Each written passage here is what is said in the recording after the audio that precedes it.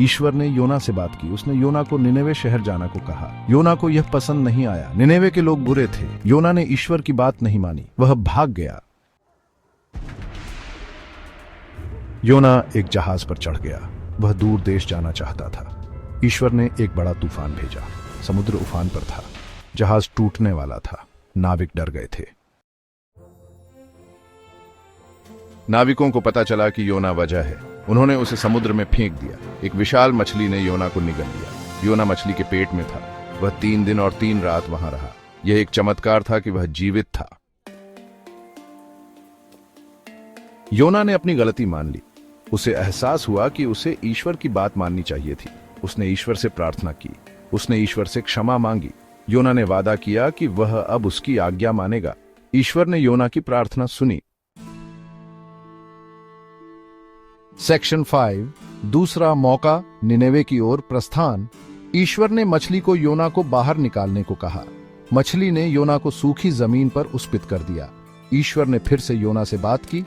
उसने योना को निनेवे जाने को कहा। इस बार योना ने ईश्वर की बात मानी। वह निनेवे शहर गया। सेक्शन 6, निनेवे का परिवर्तन। निनेवे बहुत बड़ा शहर था। योना ने लोगों को ईश्वर का संदेश सुनाया। उसने कहा कि अगर वे नहीं बदलेंगे तो ईश्वर उन्हें दंड देंगे। निनेवे के लोगों ने योना की बात सुनी। उन्होंने अपने बुरे कामों के लिए पश्चाताप किया।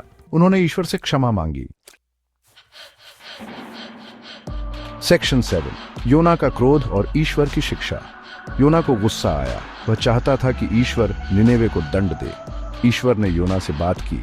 उसने योना को एक पौधे का उदाहरण दिया। ईश्वर ने पौधे को उगाया और फिर उसे मार डाला। योना को पौधे के लिए दुख हुआ।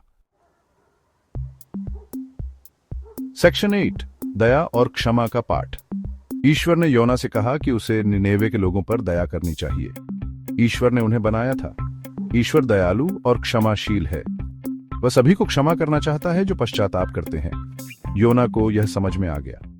उसे अपनी गलती का एहसास हुआ। सेक्शन 9, निष्कर्ष, ईश्वर की असीम दया।